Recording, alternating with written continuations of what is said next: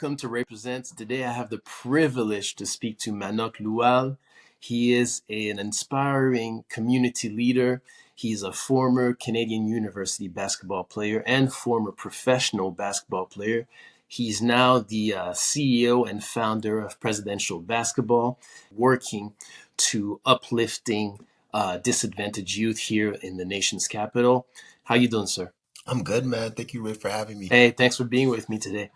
Listen, you have an incredible journey. We are just speaking, offline of how incredible I find your journey is. Can you tell me from, being, first of all, from refugee to professional basketball player, how does your personal experiences shape your coaching style and, your work with disadvantaged youth? It's nuts, man. I really, really love basketball, not kind of no, I really love the game, man, and when I found the game at a young age, it was just an outlet to purge rage. Cause I was angry all the time. I'm getting fight every single day, man. And I didn't even know the language. So I was getting into fights just sometimes off energy, and I couldn't even understand it. Even till today, sometimes I'm like, yeah, why was I so angry? But when I found basketball, it was a place that I can channel that, right? I was able to be competitive because that was something that was just fueled in me and I wanted to express it, right? So imagine being able to be celebrated for being as competitive as you want to be, right?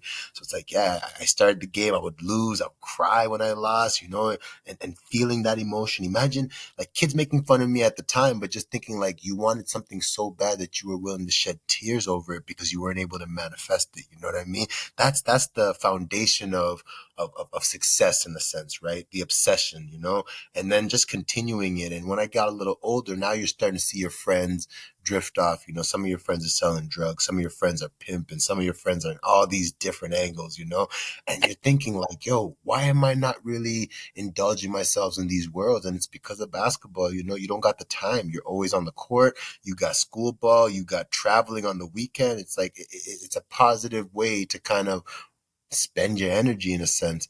And then you're in high school now, and some of your friends are in jail, some are with you, some are getting kicked out of school.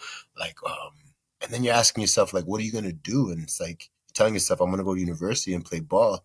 And my surroundings don't look like that at the time, right?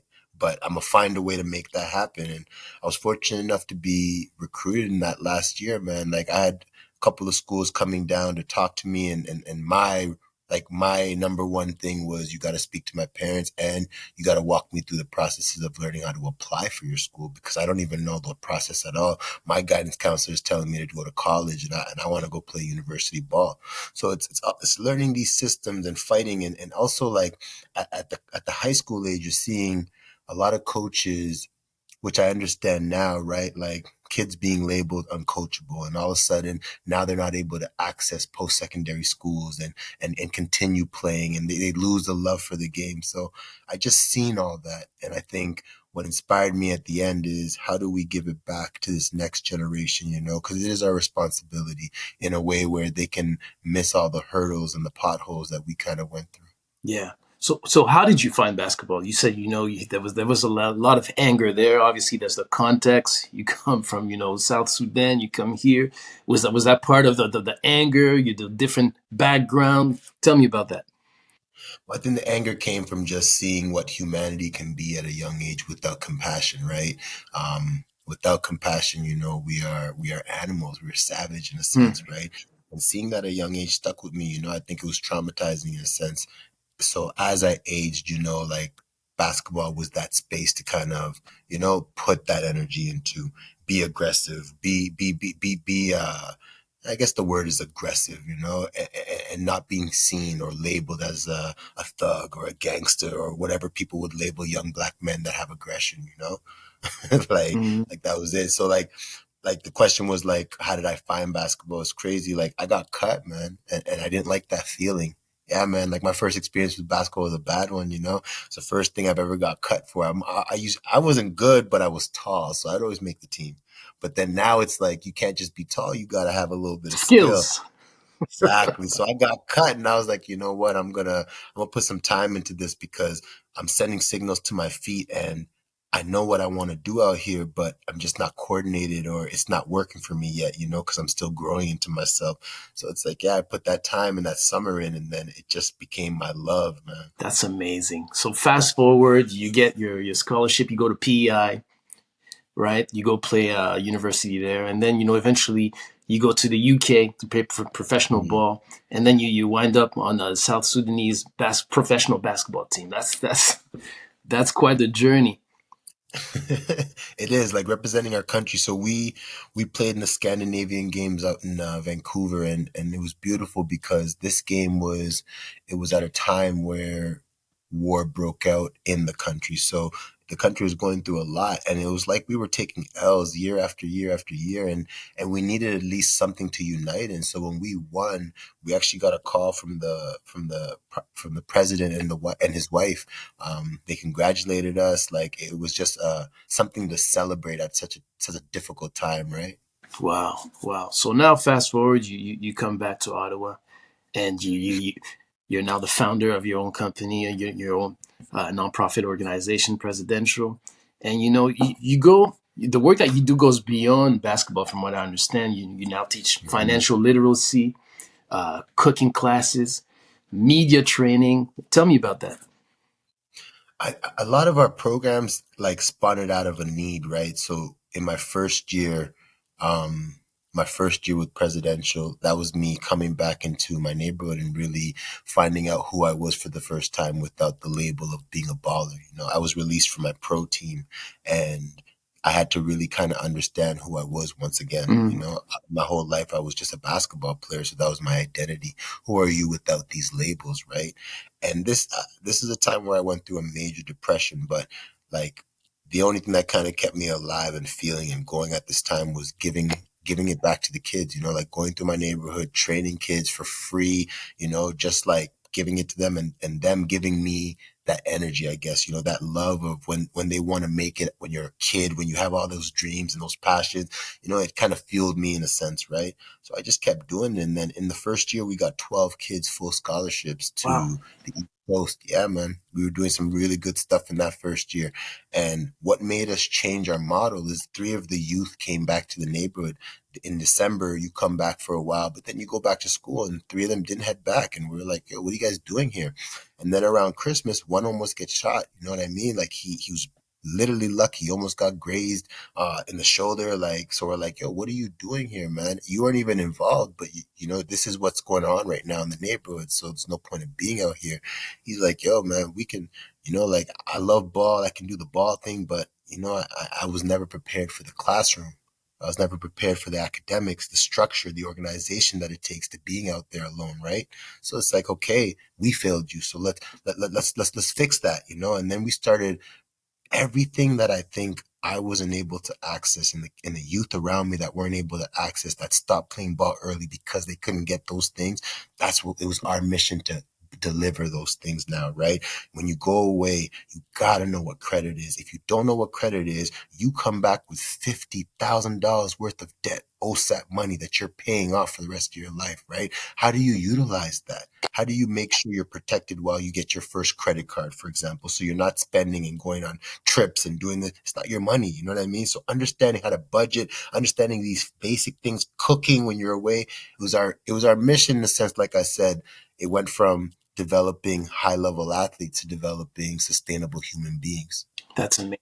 Basically, you see, I mean, I'm familiar with it, just seeing a lot of people with talent, but not no guidance. And that's Exactly. basically, what you're able to provide with your organization. And obviously, we thank you for that. That's much needed. So listen, Manock, for the past, obviously the past 3 years, we've had, the COVID issue. We've had challenges in terms of, face to face, meetings. How challenging was that for your organization? How did you develop innovative ways to overcome that during that time? It's funny, man. When we started our organization, like I'll speak as a black man because I see it in the black community a lot, Hmm. right? Like, I think we're very, very scared to promote ourselves. So in the first little bit of what we were doing, we were keeping it silent, and there was many reasons why. One was, how do we learn? This is like almost an intern phase. How do we give free training out, but learn how to become great trainers? You know, prove our methods. The first year of kids that we were training in high school, they all went to OFSA. So we're like, okay, this is big, right?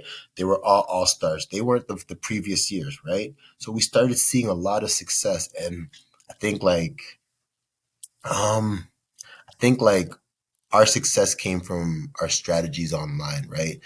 It's a different generation. These days, kids are on social media. So when everything shut down, we had to go online. Mhm. And that was our opportunity because we had that foundation already, right? A lot of organizations didn't know how to utilize that. We're really stuck in that old model where we're just posting flyers, you know, but kids are not reading these days. And I love videography. I love to be creative. We talked about that being earlier. So how do I take the visuals of what we do and promote them so that these youth can see what they're getting when they show up to our Mhm. programs, right? It's a different market. We're not designing programs to reach parents. We're designing programs for kids to engage them, creating simulations so that when we're stuck in this world where you graduate university, right? Mhm. And they ask you for experience, you know? And then if you have experience, but you don't have a degree, you're kind of stuck as well, right? How do we create simulations for these youth to be able to get experience? Some of the youth in our media group, they have content that was shared on CBC, Hot 89.9. They're now covering the Ottawa Blackjacks game. You Yes, I know, saw this that. is experience. You're putting this on your resume at 18, 19, 20, and then you get your degree, you're ready for the world. You get what I'm trying to say? Yes, yes. So that's amazing. How big is the team, by the way?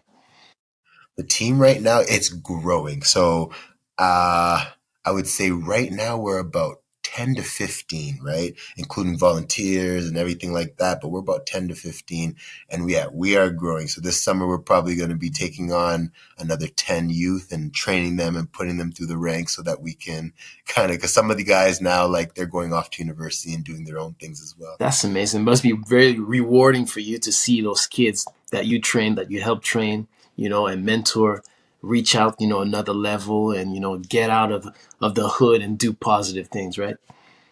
I think the most rewarding thing is seeing that you were able to mentor someone and now they're able to pass that on, because I think that's the key to success, right? The key is having the mentors leave us but are still being mentors in their day-to-day life no matter where they are in the world. That's right. That's right. So listen, you've been obviously all the positive work that you've been doing in this city has been recognized. People know who you are, who know what your organization is about. You've been recognized by the city of Ottawa. There was the Order of Ottawa ceremony where you received many prizes. How does it feel, coming where you're from and then to seeing all this recognition after years of hard work? How does that feel? It's nuts, man. I learned so when I was in PEI, man, my first year I had my face on a bus, right? And I remember, man, like that was like hype at first. It was like, you see a bus, you see come by, you're the franchise kid, like that's all Amazing. cool. But I learned a lot from that year, man. What I learned from that is like praise can be poison, Mm, because all that praise that I received in my first year, I didn't maintain that work ethic so that I can produce that same result my second year. I did in my third, fourth, and fifth, but that second year I took my foot off the pedal, right? So I think what that lesson means and how it's transferable is right now, man, I feel like I got a responsibility. I'm fortunate enough to be able to crystallize the feelings and the thoughts of a generation of men and women and people that have been in our situations in our communities, right? And tell it in a way through our platforms where there's change that actually can happen, right? So the accolades, I don't think that's really what it's about, man. I think what it's really about is like again creating the next generation of leaders and giving them a space, because when I was coming up there was no one that looked like me, so I didn't have a symbol in a sense of success or what it could look like. So hopefully these young men are coming into these spaces now and they're like, you know what, we can get it done. that's awesome. And it's actually one of the reasons why I have those conversations with people like you, inspiring individuals. There's so many, as I was telling you, there's so many things we can learn from people like you who are doing great things. And yeah, it's really, really much respect for the work that you're doing. So listen, you've mentioned earlier, obviously, your perspective as a black man. That's what we are. We work in marginalized communities. How, what do you see that's missing? Obviously, you spoke about Mm. the lack of, leadership. There's no example in the past. You didn't have, that example. You start from scratch, and you're the example. But what do you see? What's the lack in our community? What do we miss, and how can we improve? That is a big Yes, question. sir. That's a big, big question. I think that the answer to that question is elusive. It changes by the day, by the year, by the month, right? When I first got into this, or even when I was coming up, actually, our lack was resources. We didn't have a facility to go train every day. We didn't have these tools and these spaces where we can go create so that we can actually manifest what we wanted, right? I think these days with technology, resources are right at your fingertips, right? So I think at this point right now, it's a combination of things, right? You need to see leaders that represent you, that are out there putting in that work and being able to guide you and have those conversations with you. You also, I think there's a lot of trauma in our community. So I think therapy is a huge thing as well. You got to get over self sabotage and imposter syndrome. I think we need to believe in ourselves a lot more because I think we get into these spaces as BIPOC people, right? And we think we're not qualified. And I think that's the worst way to think, right? Get into these spaces and be fully confident. Let the world show you you're not qualified. And if they show you, go get qualified. That's just something that you need to go fix, right? That's not something you should be scared of. But I think that answer, there's a lot of different angles. I think depending which community you go to around the city, it's going to be a different answer. Yeah. How do you see Ottawa improving in the next 10 years? Because it's much different than what it was. I moved here personally when I was in 1992, and I've seen Yeah. a huge change. What do you see in the next 10 years? I think we're going to start getting a whole bunch of young entrepreneurs, waves of young entrepreneurs, young creatives, right? I'm seeing right now that um, Ottawa is a space where I would say it's not overly saturated right now, right? There's opportunities to break in and even just like create niches when it comes to the market. So I think like what I see next really is I see a big economic boom in Ottawa that's about to happen, right? And what that's going to do is it's going to shift a lot of things, right? A lot of things. So right now we're seeing, for example, like there's a lot of homelessness, there's a lot of things happening in the city like that. Like, yeah, it's going to be a lot of change in Ottawa. I think it will look different in, I don't even say 5 years, I say 3. Wow, that's amazing. So, Manock, what's next for presidential basketball right now? What are you guys working on this summer? What exciting activities do we have planned? So coming up, actually, we got Peace in the Streets coming June 10th. That's going to be in Lower Town. It's our third one. But we have 16 teams coming, so it's grown from 8 to 10 to 16, so it's growing, right? Yeah, What else do we got? We got our state tournament coming with the public board on June 15 and 16. And then we got a lot of stuff coming this summer. I got off season coming in July, so yeah, we got a lot of things coming. I think what's next is taking care of whatever is on my plate right now and not thinking too far that's ahead. awesome. I saw the jersey you posted not long ago on social media. I think it Mhm. looks really great. And we got some merch that are going to be releasing too. Yeah, we got 2 more color waves to release. So soon that's going to be on the website. Hopefully everybody's placing Oh, orders and we sell out. I'll get mine. I'll get the yellow one. Amazing. The Bel Air yellow. Listen, Manuk, I like to end things like this. We learn today, we lead tomorrow. That's my motto. I thank you for your time. I know you're busy. And once again, a lot of respect for you and what you're doing in the city. It's very important. And, we consider you a community hero, a leader, and, keep doing what you're doing. Thank you so much, All man. right. Honestly, thank you. Appreciate you. All right, my man. Have a blessed Yes, day. sir.